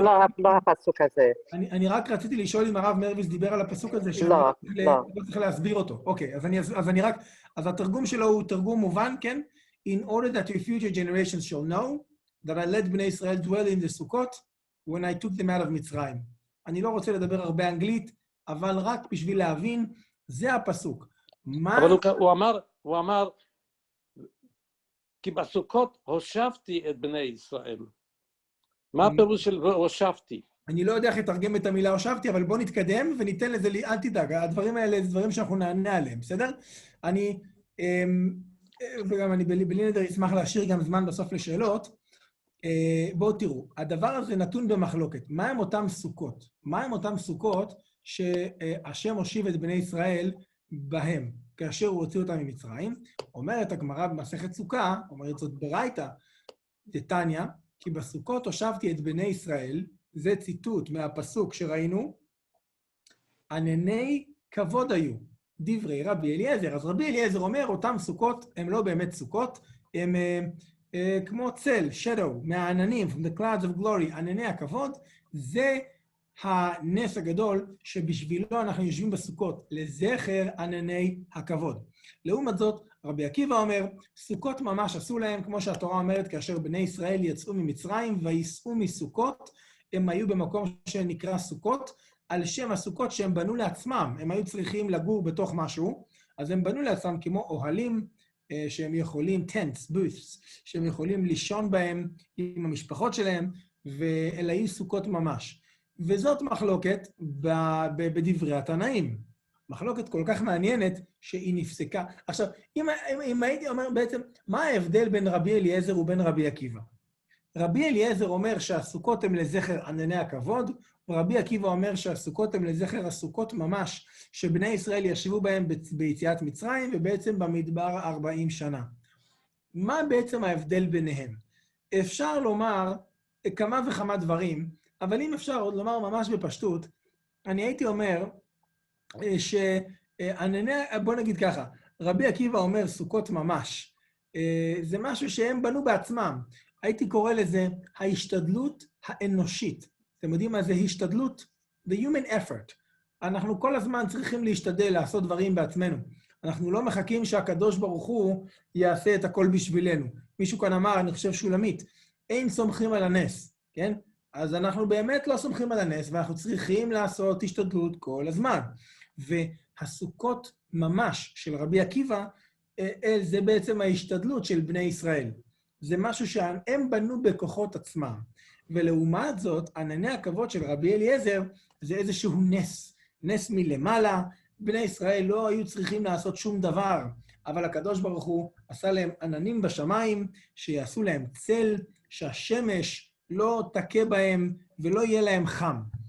אגב, רוב האנשים חושבים שענני כבוד, הם היו כמו קובייה כזאת, כמו קיוב של עננים מכל הצדדים,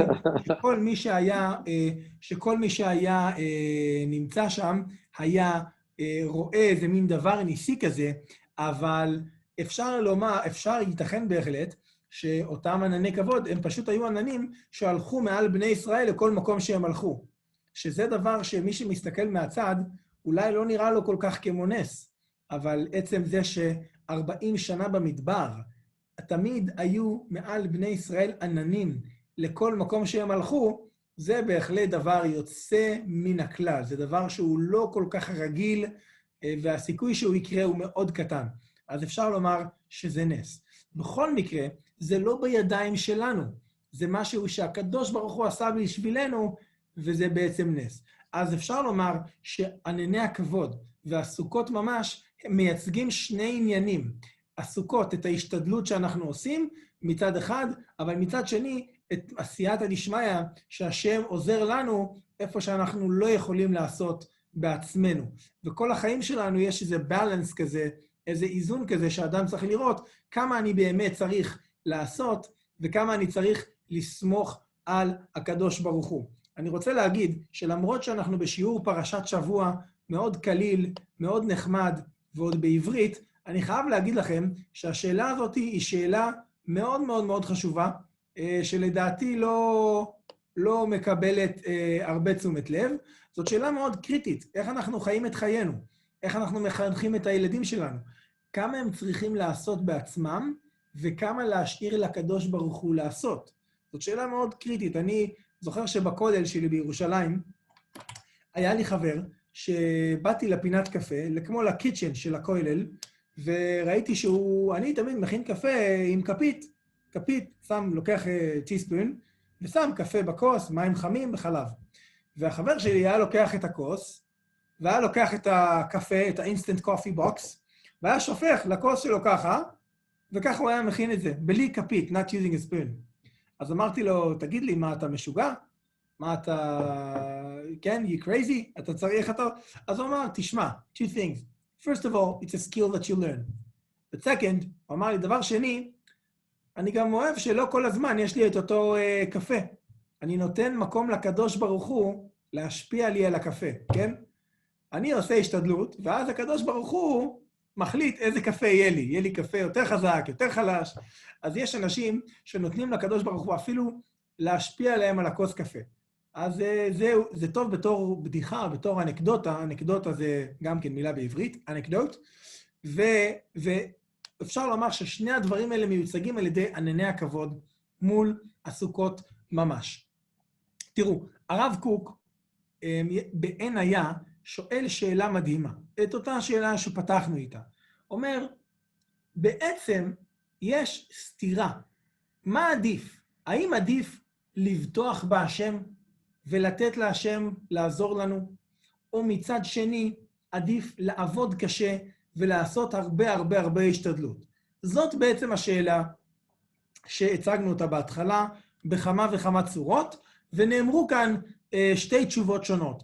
היו מי שטענו שמי שנעשה לו ניסים גלויים הוא צדיק יותר, אבל גם היו פה קולות אחרים שאמרו, אנחנו לא צריכים לסמוך על הנס ייתכן, ואולי האדם שעובד קשה יש לו מעלה. אומר הרב קוק, אבל ראינו בהיסטוריה של עם ישראל, ראינו סתירה. לפעמים הקדוש ברוך הוא הראה לנו שצריך להשתדל ולעבוד קשה, ולפעמים ההשתדלות הייתה דבר רע, דבר שלילי, דבר לא טוב. איך אנחנו רואים את זה? מי שזוכר, ממש בקצרה, יהושע, כאשר הוא נכנס לכבוש את ארץ ישראל, הוא הלך, היה אחד מהסיפורים אולי המפורסמים יותר, זה המלחמה של יהושע מול המקום שנקרא העי. אז היה להם שם סיפור, הם הפסידו בפעם הראשונה, לא ניכנס עכשיו לכל הסיפור מפאת קוצר הזמן, יש לנו 20 דקות, אבל ממש בקיצור, העי הייתה עיר אחת מתוך ארץ ישראל. ורואים, בואו נראה, אומר השם אל יהושע, אל תירא ואל תחת, אל תפחד. בפרסט ראונד הם הפסידו. אומר השם, קח עמך את כל עם המלחמה וקום עלי העי. תיקח איתך את כל החיילים שלך ולך תכבוש, לך תילחם בעי. אל תדאג, אני אתן לך לנצח וכו'. ואז אומר הנביא, ויקום יהושע, וכל עם המלחמה, כל החיילים הולכים לעלות אל העי. ויבחר יהושע 30,000 איש גיבורי החיל, וישלחם לילה. זאת אומרת, כל החיילים של יהושע עולים להילחם. הוא לוקח 30,000, זה הרבה חיילים לכבוש עיר אחת. 30,000 גיבורי החיל. גיבורי החיל זה elite soldiers. שולח אותם בלילה ואומר להם, you are going to be just the ambush. אז אנחנו צריכים להבין שלהילחם בעיר אחת היה לו רק ambush של 30,000 אנשים. הצבא עצמו היה גדול יותר. אנחנו רואים, וכל הסיפור שם הוא סיפור של אסטרטגיה צבאית, אסטרטגיה, מילה בעברית, צבאית מאוד מאוד מאוד חזקה, ממש כמו, הייתי אומר, brilliant battle. זאת אומרת, אם אני אומר, הקרב של יהושע בעי, האם הוא נס או השתדלות? אז הקרב של יהושע בעי הוא, הייתי אומר, השתדלות. ממש human effort. זה כל מה שזה היה. לעומת זאת, fast forward, הרבה שנים אחר כך, בספר שופטים, אנחנו רואים, יש קרב של גדעון ישראל מול מדיין, וגדעון הוא היה אותו שופט, והוא הוביל את המלחמה הזאת. והוא הלך להילחם מול מדיין. כמה חיילים ייקח גדעון איתו למלחמה מול מדיין? עכשיו, מדיין זה לא עיר. It's not one city, it's a whole nation. כמה חיילים הוא ייקח איתו? אני לא יודע כמה היה, אבל תכף נראה. ויאמר השם אל גדעון, השם אומר לגדעון, רב העם אשר איתך, מתיתי את מדיין בידם. יש לך יותר מדי חיילים, that's too many. פן יתפאר עלי ישראל לאמור, ידי הושיע לי. אתם בסוף עלולים, עם ישראל עלולים לחשוב שניצחתם בגלל שאתם חזקים. אני רוצה שתיקח פחות חיילים, So you got to filter, you got to send a few of them home. איך תעשה את זה? תגיד להם, קרא נא באוזני העם, לאמור, מי ערב וחרד, ישוב ויצפור מהר גלעד, והוא אומר, מי שמפחד ללכת לקרב, לכו הביתה. You can go home, you dismissed. כמה אנשים הלכו? וישוב מן העם 22,000. 22,000 איש חוזרים הביתה, הולכים הביתה, כי הם מפחדים ללכת להילחם. כמה נשארו? 10,000. זאת אומרת, היו לו 32,000 איש להילחם במלחמה, אולי זה לא מספיק, אבל הוא שחרר הביתה 22,000, נשארו לו 10,000. מה אתם אומרים? זה מספיק? ויאמר השם בפסוק ד' ויאמר השם אל גדעון, עוד העם רב, זה עדיין יותר מדי. ואז הם עשו, השם אמר לו, תעשה איזה מבחן פילטר, אנחנו לא נדבר על כל זה עכשיו, כי זה קצת יאריך, אבל בסופו של דבר, מספר האנשים שנשארו עם גדעון, 300 soldiers. ויאמר השם אל גדעון, ב300 איש המלקקים, המלקקים זה קשור לאותו פילטר טסט שהיה קודם, 300 איש האלה הושיע אתכם ונתתי את מדיין בידיך. השם אומר לגדעון, אתה עם 300 חיילים האלה תנצח את מדיין. מה זה הקרב הזה? האם הקרב הזה הוא השתדלות אנושית או נס מהקדוש ברוך הוא? נס. בוודאי שזה נס.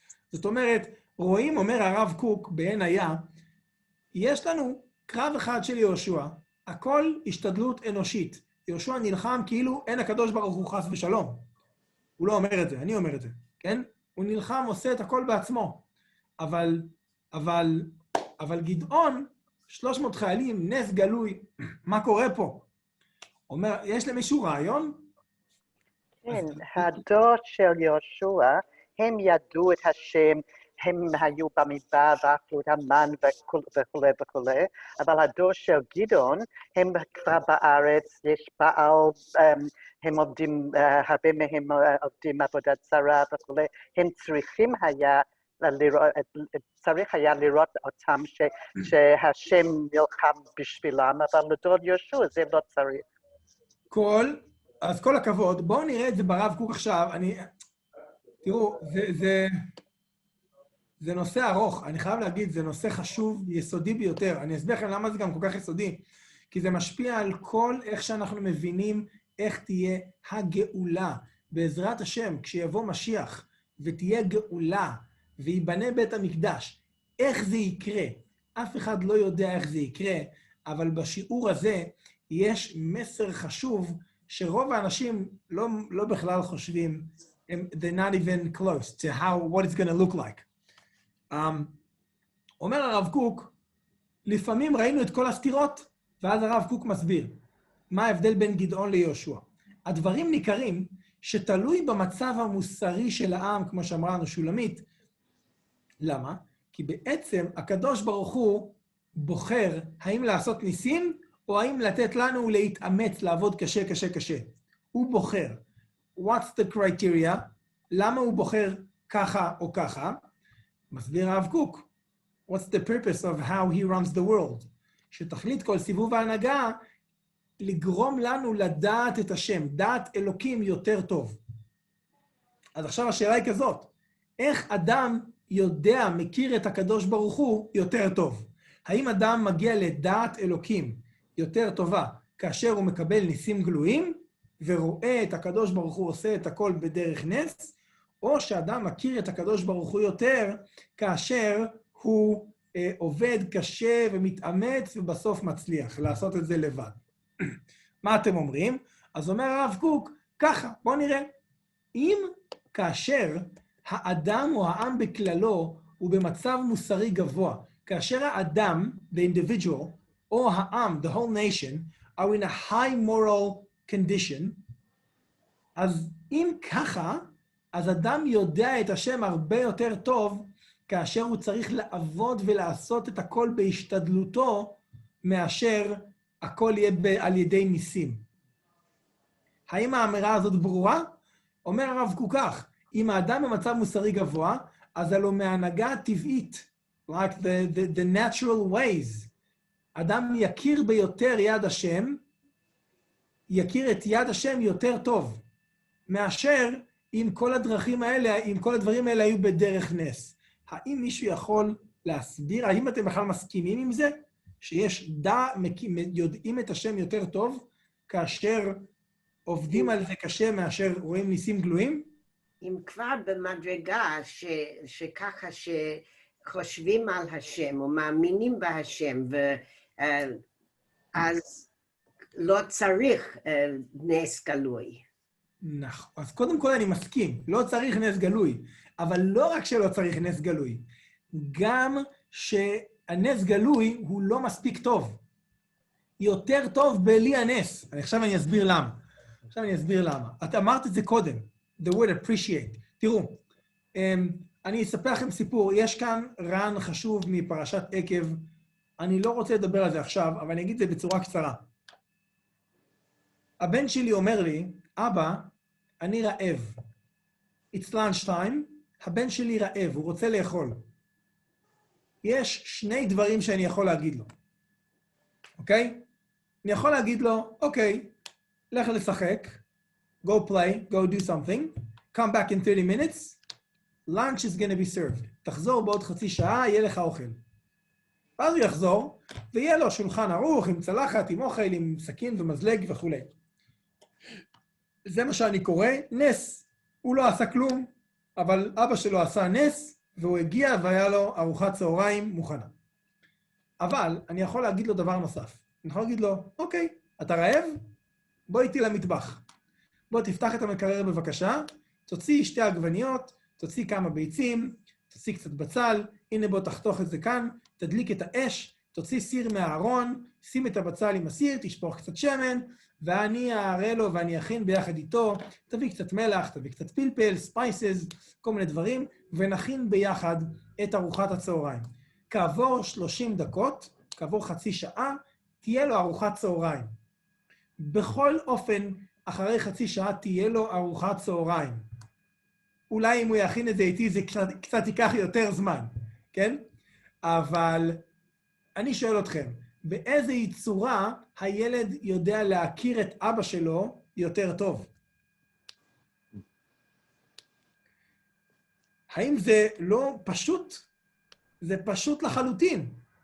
זאת אומרת, כאשר הילד במצב מוסרי גבוה, זאת אומרת שהוא רואה את אבא שלו, הוא מבין כל הזמן שאבא שלו שם, אז הוא לומד להעריך הרבה יותר, כי ילד שכל הזמן קיבל ארוחת צהריים, הוא בכלל לא יודע איך מכינים את האוכל הזה.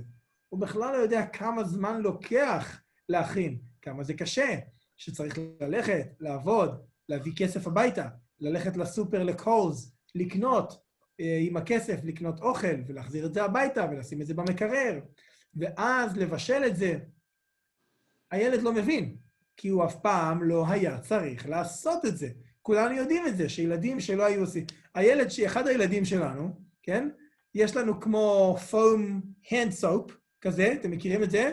והוא הולך בשירותים לשטוף ידיים, וכל הזמן הוא כזה סקושי, סקושי, סקושי, יש לו ערימה ענקית של קצף, like whole mountain of foam on his hands, and he likes to do it. אבל אנחנו אומרים לו, תגיד לי, שחר, למה אתה מבזבז? Why are you wasting all that soap? כן? אז הוא אמר, because I want to see what color is going to be the next one. זאת אומרת, you know, they live in the whole world, הם חיים בעולם שלהם, אבל הוא לא מעריך את זה, לא אכפת לו, הוא לא מבין שאבא שלו צריך לשלם על זה, נכון? כי הוא אף פעם לא היה צריך ללכת ולקנות hand soap. זאת אומרת, כאשר הילד צריך לעבוד, הוא מבין, כאשר אדם מקבל נס, קם יוצא מהאוהל ורואה מן, אוכל, מים, הכל כל הזמן שם, הוא לא מבין. אבל כאשר אדם צריך ללכת ללמוד ביזנס, הוא מבין כמה global economy is a complicated things. כי יש כל כך הרבה דברים שמשפיעים על השוק, כל כך הרבה גורמים, ה-stock market, וה-weather, ולא יודע מה, ומה שקורה ב-politics, הכל משפיע. ואיכשהו בתוך כל זה, אתה לומד ש-you can be more talented, less talented, you can appreciate talent. If you know nothing, you cannot appreciate talent. The more you know, ככל שאדם יודע יותר כמה זה קשה, כמה זה מסובך, הוא יותר מעריך את הקדוש ברוך הוא. זה כמו שרופא מבין הרבה יותר מכל בן אדם כמה גוף האדם הוא דבר נפלא. כי רופא לומד על גוף האדם. אז כולנו מרגישים שהקדוש ברוך הוא ברא את גוף האדם וזה דבר נפלא. אבל רופא יודע את השם יותר טוב מאיתנו, כי הוא מכיר את גוף האדם יותר טוב. וכן על זה הדרך, and so on and so forth. ככל שהאדם עושה את זה יותר בעצמו, הוא מבין יותר מה זה. You understand more what it actually takes. And so only then you can actually appreciate. But if you get everything on a silver platter, you can't appreciate anything.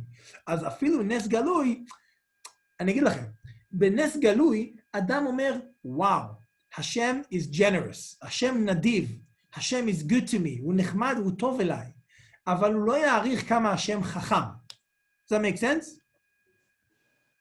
זאת אומרת, מי שנעשה לו נס גלוי, הוא מכיר את השם, אבל הוא רק מכיר את זה שהשם נותן לו, אבל הוא לא מכיר את החוכמה של השם, או את הכוח של השם, הוא רק מכיר את ה-generosity של השם. וזה אומר שזה לא מספיק. You gotta mature, you gotta know השם better. ולכן אומר הרב קוק, זה כאשר האדם במצב טוב. אם האדם במצב לא טוב, במצב רוחני גרוע, כמו שהיה בימי גדעון, אז מה יקרה? אם יהיה הכל בדרך הטבע, כשהעם ישראל בכלל לא חושב על הקדוש ברוך הוא, אז הם יחשבו שאני עשיתי את זה, I did it all myself. אני הצלחתי כי אני חכם ואני חזק. ולכן השם אמר, במצב הזה שהוא מצב גרוע, עדיף לעשות נס גלוי. כי אם אני לא אעשה נס גלוי, אף אחד לא יכיר אותי. אף אחד לא ידע שאני פה. ולכן אני עושה נס גלוי, שכל אחד, like every person, אתה לא צריך להיות, you don't need to be a genius, לא צריך להיות גאון להבין ש300 אנשים לא יכולים לנצח את כל הצבא של מדיין. כל אחד רואה את זה, ולכן יש כאן נס גלוי, ואפילו עם ישראל במצב הכזה גרוע יכולים לראות את השם.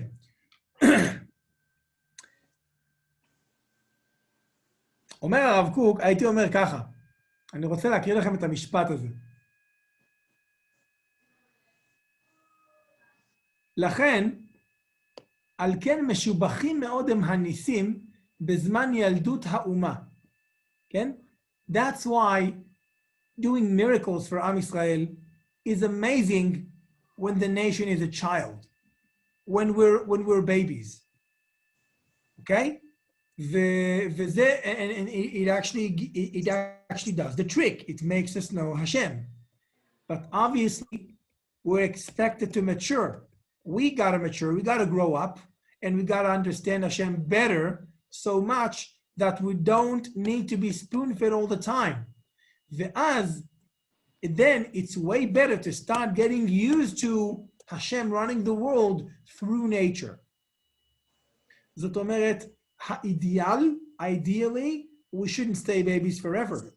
Just like in life. אנחנו רוצים לגדול, we want to upgrade, we want to mature. Just like you upgrade your house, you upgrade your car, you upgrade your smartphone, you better upgrade the way you perceive Hashem.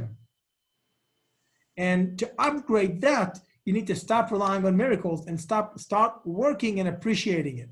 עכשיו, תראו, וואו, טוב. אם הייתי שואל אתכם,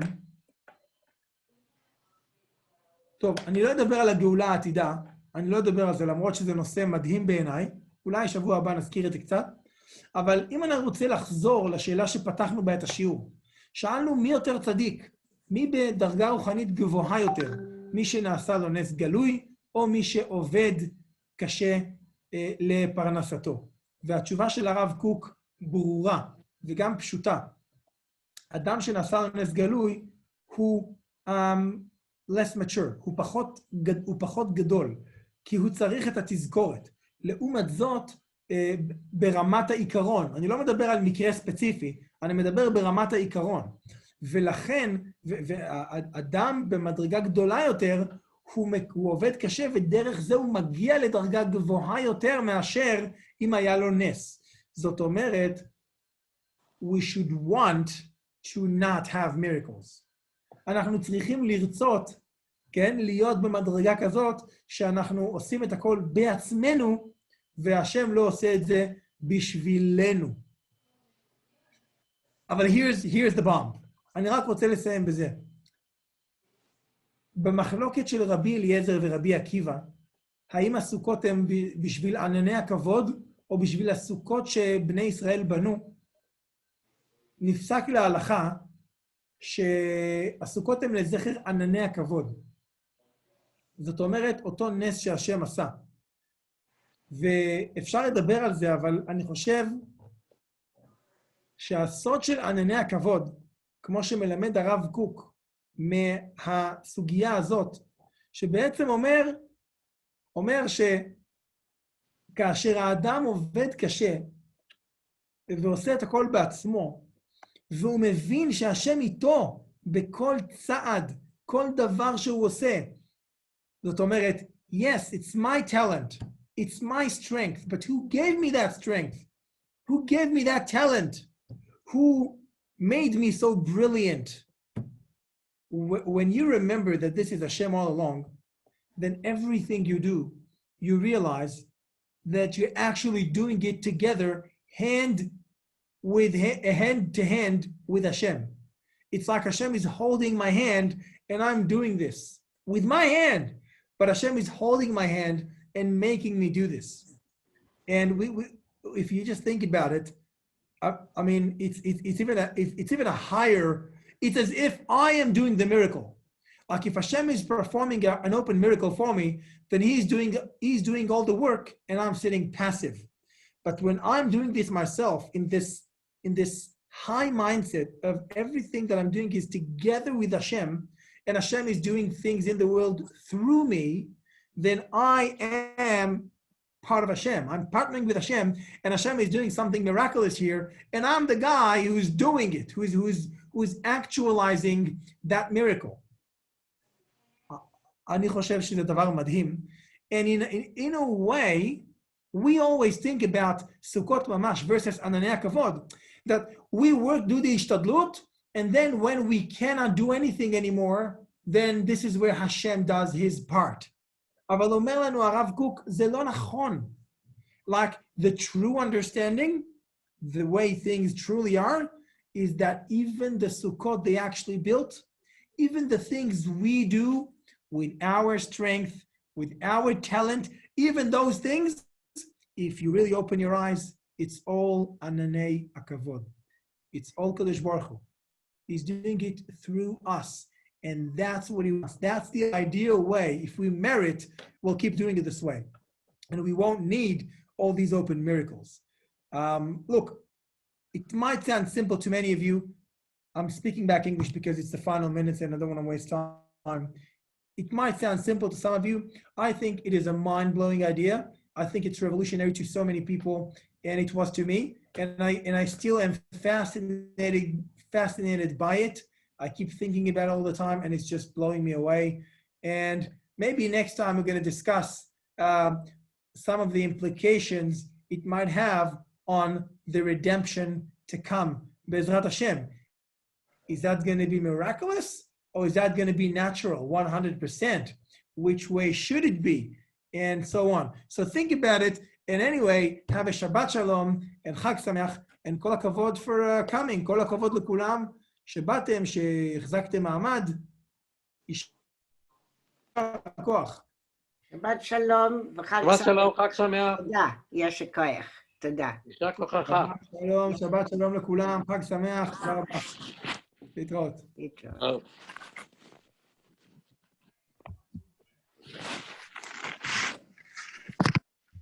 כמו שאמרתי, אני משאיר זמן לשאלות, אבל אחרי שהשיעור נגמר, אם יש למישהו שאלה, משהו לא היה ברור, אני יכול לענות.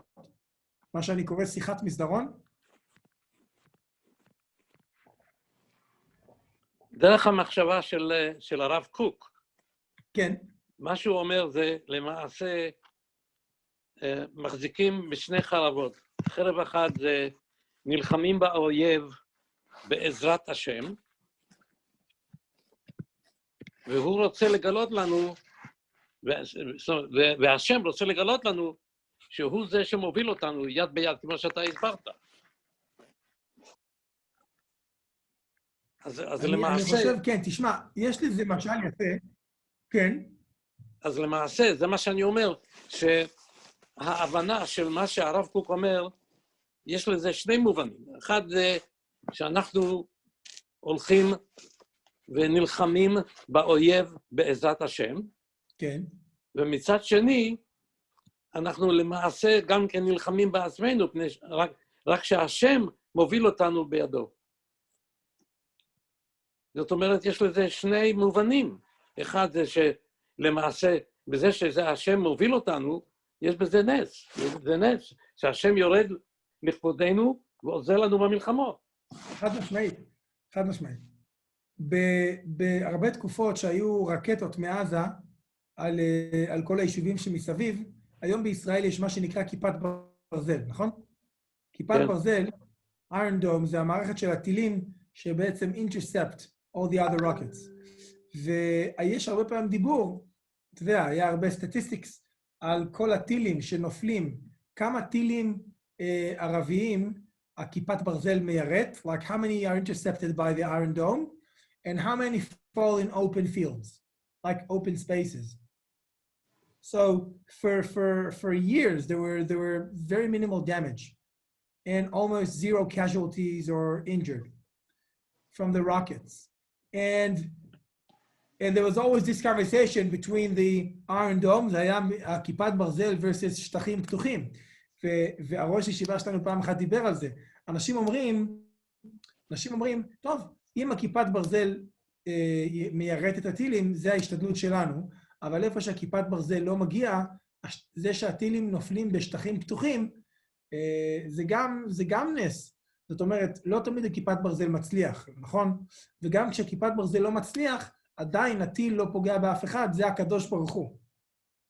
וככה אנשים מדברים. אבל הראש ישיבה שלנו אמר, אתם לא מבינים, הכיפת ברזל זה גם הקדוש ברוך הוא. מי נתן למדענים הישראלים את הכוח, את המוח, להמציא את כיפת ברזל? קדוש ברוך הוא. זאת אומרת שבעצם כל זה הקדוש ברוך הוא אחד גדול. ואם אנחנו במדרגה גבוהה יותר, אם אנחנו נהיה במדרגה רוחנית גבוהה, אז יהיה הכל דרך הכיפת ברזל. לא יצטרך ניסים של הטיל לא פגע באף אחד, אלא הכל יכול להיות בדרך הטבע, שהכיפת ברזל מוריד את הטילים. זה דוגמה, זה לא ממש לגמרי זה, אבל כדוגמה, זה דוגמה נחמדה. אם אנחנו חוזרים למלחמה, בזמן, סליחה, לא מלחמה, בזמן שעיראק שלחה טילים, היו אלפי טילים שנפלו בארץ. נכון. נכון? בתקופה של... מלחמת המפרץ. בתקופה של המלחמה עם עיראק. כן, מלחמת המפרץ. כמה טילים נפלו אז בארץ? אני לא יודע את המספרים. אלפי טילים. כמה אנשים נהרגו? אחד, לפי מה שאני זוכר, בן אדם אחד קיבל התקפת לב, הוא נבהל, אבל למעשה לא היו הרבה קורבנות. היה באמת, there was a lot of damage to the property. There was a lot of damage to the property. אבל למעשה אנשים לא נפגעו כל כך הרבה. זה היה נס יותר גדול. זה היה נס יותר גדול מאשר בתקופה של האנגרי. נכון. תראה, אני אומר עוד פעם, בסוף הדברים האלה הם עקרונות חשובים שאיתם אנחנו יכולים לעבוד ולנסות להבין יותר על איך הקדוש ברוך הוא מנהיג את העולם, ועל מה אנחנו רוצים לצפות. זאת אומרת, לפעמים אנשים רוצים שהשם יעשה נס, אבל אם אנחנו לומדים את השיעור הזה כמו שצריך, הרב קוק אומר שיש דבר יותר טוב מנס. זה הנקודה, שגם בלי נס, זה עדיין ענני הכבוד, זה עדיין הכל הקדוש ברוך הוא, אפילו אם אני בניתי את הסוכה שלי בעצמי, עכשיו בחצר בניתי סוכה, אני שמתי סכך בעצמי עם הידיים שלי, אומר הרב קוק, גם זה מהקדוש ברוך הוא, חביבי, גם הסוכה שאתה בנית. אוקיי, בסדר גמור, חבר'ה, תודה רבה, שיהיה לכם שבת שלום. שלום, חג שמח, מועדים לשמחה. חג שמח, מוזמנים לששון.